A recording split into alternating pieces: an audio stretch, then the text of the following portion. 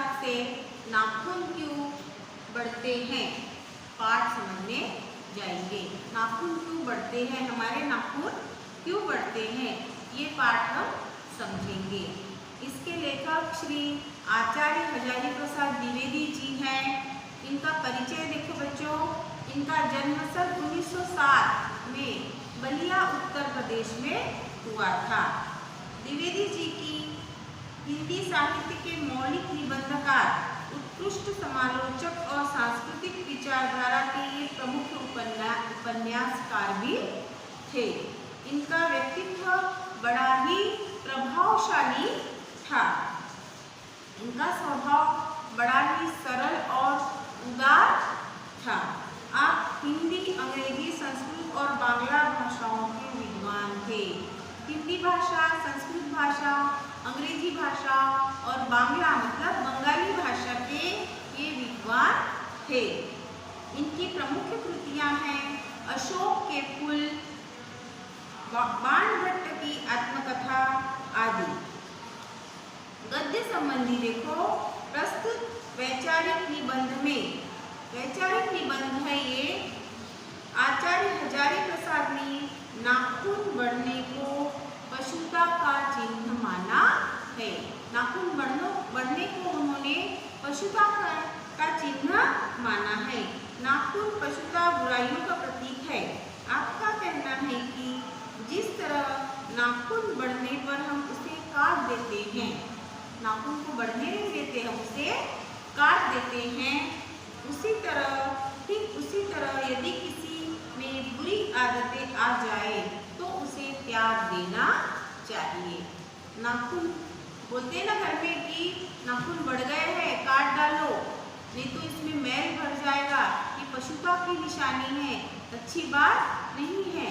तो जिस प्रकार नाखून बढ़ने के बाद हम उसे काट देते हैं, कोई बढ़ाता है, उसको सजाता है नेल पॉलिश से, इससे उससे, पर नाखून बढ़ना ये एक पशुता की निशानी माना गया है। तो उसी प्रकार हम जिस प्रकार नाखून, बड़े हुए नाखून को काटते हैं, उसी तरह हम हमारी बुराइयों को हमें त्याग देना चाहिए। अब मैं पाठ पढ़ रही हूँ, आप ध्यान से सुनो। बच्चे कभी कभी चक्कर में डाल देने वाले प्रश्न कर बैठते हैं। अल्पज्ञ पिता बड़ा दयनीय जीव होता है। बच्चे होते हैं कभी कभी बहुत प्रश्न पूछते हैं, छोटे छोटे बच्चे अपने माता पिता से कई प्रश्न पूछते, उनके उत्तर देते देते पिता और माता परेशान हो जाते हैं। अल्पज्ञ पिता बड़ा ही दयनीय जीव होता है। कुछ प्रश्न ऐसे होते हैं कि उन्हें पिता को ज्ञान नहीं रहता कि ये ऐसे प्रश्न बच्चे पूछने वाले हैं। बड़ा ही दयनीय जीव होता है। मेरी छोटी लड़की ने जब उस दिन पूछ ही लिया कि आदमी के नाखून क्यों बढ़ते हैं। लेखक आचार्य हजारी प्रसाद द्विवेदी जी की बेटी ने पूछ लिया कि पिताजी से पूछा कि मनुष्य के नाखून क्यों बढ़ते हैं। मैं तो कुछ सोच नहीं सका। लेखक को लगा नहीं कि उनकी बेटी ऐसा प्रश्न पूछेगी। हर तीसरे दिन नाखून बढ़ जाते हैं, काट दीजिए, वे चुपचाप दंड स्वीकार कर लेंगे। हर तीसरे दिन मनुष्य के नाखून बढ़ते हैं, बढ़ते कि नहीं, 2-3 दिन के बाद देखो आपके नाखून बढ़ जाएंगे। छोटे बच्चों के भी नाखून बढ़ जाते हैं। छोटे छोटे बच्चों को उनकी माता कटर से, नेल कटर से काटती कि नहीं, तो हर तीसरे दिन में नाखून बढ़ जाते हैं, काट दीजिए, वे चुपचाप दंड स्वीकार कर लेंगे। दंड मतलब पनिशमेंट बोलते ना, सजा, तो उनको काटना ही एक दंड समझा जाता है उनके लिए, तो वो स्वीकार कर लेते हैं, अपने आप को बेचारे कटवा लेते हैं। पर निर्लज्ज अपराधी की भांति छूटते ही फिर जैसे के तैसे हो जाते हैं। अपराध कैसे, अपराध करने वाला दंड खाते रहता है, सजा खाते रहता है और फिर से वही अपराध करते रहता है। उदाहरण के लिए आप चोर ही देखो, चोर को अगर एक बार जेल में डाल दिया चोरी की सजा के लिए, तो वो फिर से कुछ दिनों के बाद, छूटने के बाद वो फिर से वही काम करता है ना। फिर जैसे के तैसे हो जाते हैं। आखिर ये इतने बेहया क्यों है ना। बेहया मतलब इतने, बोलते हैं ना बेशरम के पेड़ कैसे रहते, काटते हैं हम फिर वो उग जाते हैं, इसलिए इनको यहाँ पे बेहया शब्द कहा गया है। कुछ लाख वर्षों की ही बात है, कुछ लाख वर्षों की बात है, जब मनुष्य जंगली था। मनुष्य कैसा था तब? जंगली था, वनमानुष था। वनमानुष मतलब बंदर की प्रजाति, वनमानुष मतलब बंदर की प्रजाति। उसे नाखून की जरूरत थी। वनमानुष मतलब बंदर की प्रजाति, वनमानुष मतलब बंदर की प्रजाति।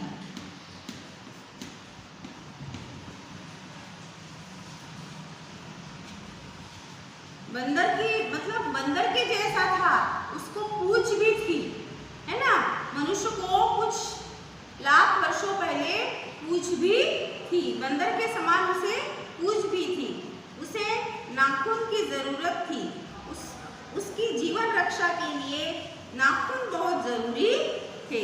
उसे अपनी जीवन रक्षा के लिए, तब ये कोई सब अस्त्र शस्त्र नहीं थे, उसे अपने जीवन की रक्षा के लिए नाखूनों की जरूरत थी। असल में वही उसके अस्त्र थे।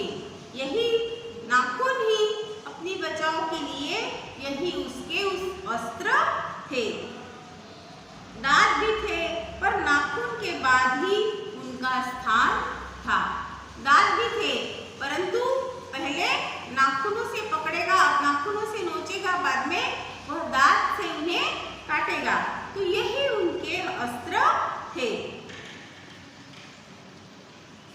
धीरे धीरे वह अपने अंग के बाहर की वस्तुओं का सहारा लेने लगा। अब क्या हुआ? धीरे धीरे मनुष्य अपने बाहर के अंगों का सहारा लेने लगा।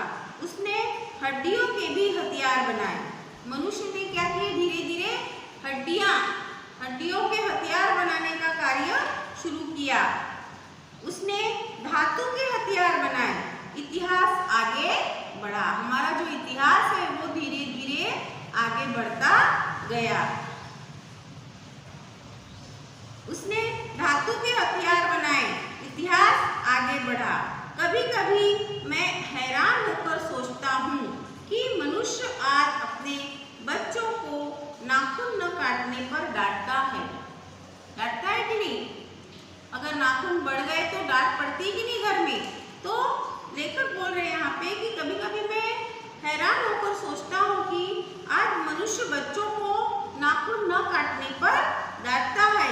वे रोज बढ़ते हैं। मुझे ऐसा लगता है कि मनुष्य अब नाखून को नहीं चाहता। पहले उन्हीं नाखूनों की जरूरत थी। कुछ साल पहले मनुष्य को उन्हीं नाखूनों की जरूरत थी, पर आज उसे काटने के लिए बोला जाता है। ये उसकी भयंकर पाशवी वृत्ति के जीवंत प्रतीक है। पाशवी मतलब पशु संबंधी। पाशवी मतलब पशु संबंधी। पशु संबंधी। पाशवी माने पशु संबंधी। तो ये उसकी पशुता की निशानी है। जीवंत प्रतीक माने चिन्ह। प्रतीक माने चिन्ह है। मनुष्य की पशुता को जितनी बार भी काट दो वह मरता नहीं है। पशुता की ये जो निशानी है वो कभी मरती नहीं है। जितनी बार भी उसे काटो, उसे मिटाओ, वो फिर से जन्म ले लेती है। अगर आदमी अपने शरीर की, मन की और वाक की अनायास घटने वाली वृत्तियों के विषय में विचार करे तो उसे अपनी वास्तविक प्रवृत्ति पहचानने में बहुत सहायता मिली।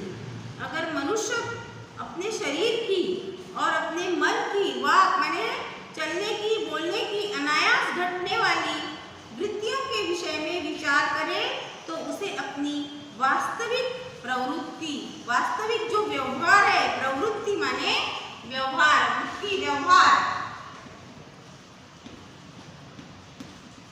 व्यवहार,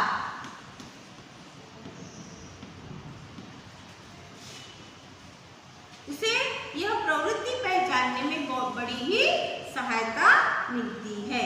मनुष्य की नख बढ़ा लेने की सहजात वृत्ति है। ये सहज ही बढ़ा लेना कोई पसंद करता है ना, नाखून बढ़ाना तो सहजात वृत्ति है, वह उसके पशुत्व का प्रमाण है। उसे अच्छा नहीं माना जाता, पशुत्व का प्रमाण माना जाता है। उसे काटने की जो प्रवृत्ति है, उन्हें काटने की जो प्रवृत्ति है, वह उसकी मनुष्यता की निशानी है। नाखूनों को काटना मनुष्यता की निशानी माना गया है। मेरा मन पूछता है मनुष्य किस ओर बढ़ रहा है। लेखक बोल रहे हैं यहाँ पे कि मेरा मन पूछता है कि मनुष्य किस ओर बढ़ रहा है, पशुता की ओर या मनुष्यता की ओर। पशुता की ओर, बढ़ाने की, नाखून बढ़ाने की ओर या काटने की ओर, अस्त्र बढ़ाने की ओर या अस्त्र काटने की ओर। मेरी निर्बोध बालिका ने मानो मनुष्य जाति से ही प्रश्न किया है। निर्बोध माने भोली, है ना, निर्बोध माने भोली, निर्बोध माने भोली भाली बच्ची बोलते हैं ना, निर्बोध बालिका। मेरी निर्बोध बालिका ने मानो मनुष्य से ही प्रश्न किया है, जानते हो नाखून क्यों बढ़ते हैं? पूछती है वो प्रश्न कि जानते हो नाखून क्यों बढ़ते हैं? यह हमारी पशुता के अवशेष है। जो हमारे शरीर में पशुता के निशानी है, मतलब अवशेष माने बचा हुआ, अवशेष माने बचा हुआ, अवशेष,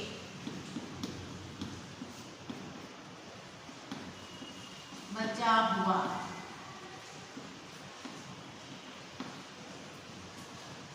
हमारी पशुता के अवशेष है, बचा हुआ, पशुता का जो बचा हुआ अंश है वही है। मैं भी पूछता हूँ, जानते हो ये अस्त्र शस्त्र क्यों बढ़ रहे हैं? ये हमारी पशुता की निशानी है, यही हमारी पशुता की निशानी मानी गई है। स्वराज्य होने के बाद स्वभावतः ही हमारे नेता और विचारशील नागरिक सोचने लगे कि इस देश को सच्चे अर्थ में, स्वराज्य माने अपना राज्य, स्वयं का राज्य। स्वराज्य होने के बाद स्वभावतः ही हमारे नेता और विचारशील नागरिक सोचने लगे कि इस देश को सच्चे अर्थ में सुखी कैसे बनाया जाए। स्वराज्य मतलब हम अपना, जब हमारे देश में जब अपना राज्य आया भारत देश में, तो नेता लोग सोचने लगे कि इस देश को सुखी कैसे बनाया जाए। हमारी परंपरा महिमामयी और संस्कार उज्जवल है।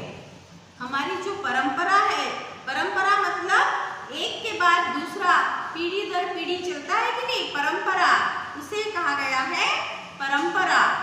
एक के बाद दूसरी पीढ़ी आगे बढ़ती कि नहीं, दादा के बाद पिता, पिता के बाद बेटा, तो इसे परंपरा कहा गया है। हमारी परंपरा महिमामयी और संस्कार उज्जवल है। संस्कार मतलब स्वभाव, महिमामयी मतलब गौरवपूर्ण, गौरवपूर्ण, है ना, गौरव माना जाता है ना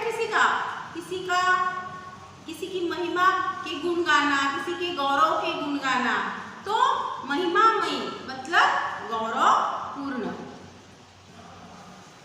संस्कार माने स्वभाव, संस्कार माने स्वभाव।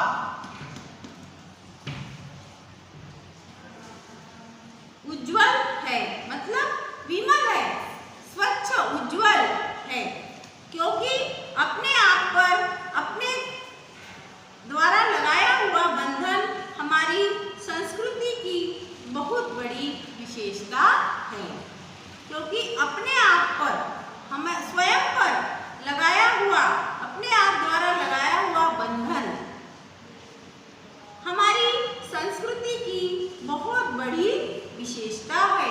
हमारी संस्कृति द्वारा जो लगाया गया बंधन है वो ये हमारी संस्कृति की बहुत बड़ी विशेषता है। आगे देखो, मनुष्य पशु से किस बात में भिन्न है? भिन्न मतलब अलग, है ना। मनुष्य जो है वो पशु से किस बात में भिन्न है, किस बात में अलग है? उसमें संयम है, दूसरे के सुख दुख के प्रति संवेदना है, श्रद्धा है, तप है, त्याग है। मनुष्य में संयम है मतलब नियंत्रण, पशुओं में नहीं होता नियंत्रण, है ना। संयम है, सुख दुख के प्रति संवेदना है मतलब सहानुभूति है, सुख दुख के प्रति सहानुभूति है, श्रद्धा है, तप है, त्याग है, श्रद्धा है, किसी के प्रति श्रद्धा, तप, त्याग, विश्वास, है ना, तप की भावना है, त्याग की भावना है, ये सब मनुष्य में है, पशुओं में नहीं होता। इसलिए मनुष्य झगड़े टंटे को अपना आदर्श नहीं मानता। मानता है क्या? जो अच्छे शिक्षित व्यक्ति है तो वो झगड़े टंटे को अपना आदर्श नहीं मानता। गुस्से में आकर चढ़ दौड़ने वाली अविवेकी को बुरा समझता है। गुस्से में आकर वो ये जो अविवेकी की भावना है, मूर्खता की भावना है, वह उसे बुरा समझता है, मतलब मूर्खता को वह बुरा समझता है। वचन, मन एवं शरीर के लिए किए गए असत्याचरण को गलत मानता है। वचन, मन और अपने शरीर द्वारा किए गए ये असत्याचरण मतलब झूठा व्यवहार, असत्याचरण मतलब झूठा व्यवहार, असत्याचरण मतलब झूठा व्यवहार।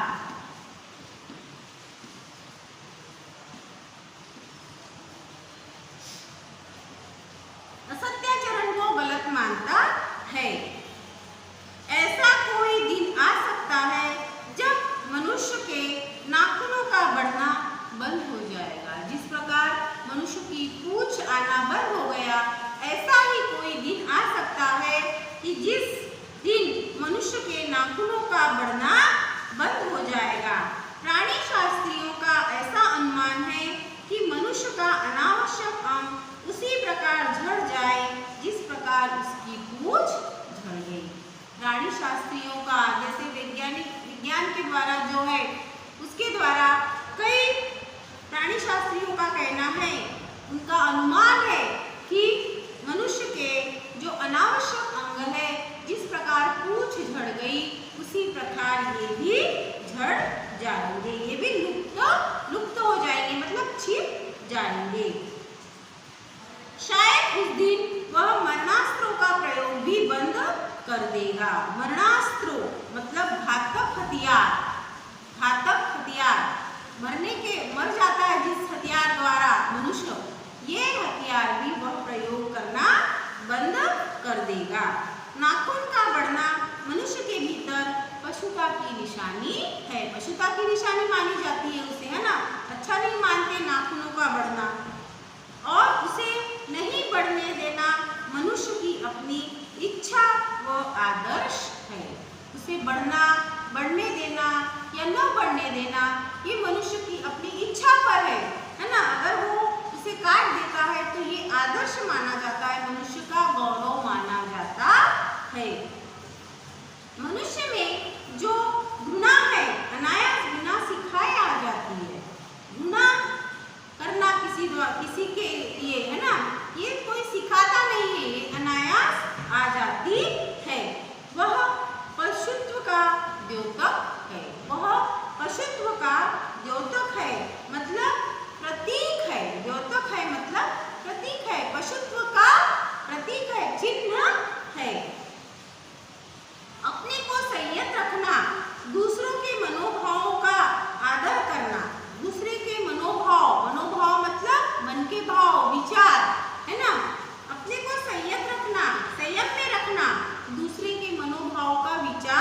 करना, ये मनुष्य का स्वधर्म है, ये मनुष्य का अपना धर्म है।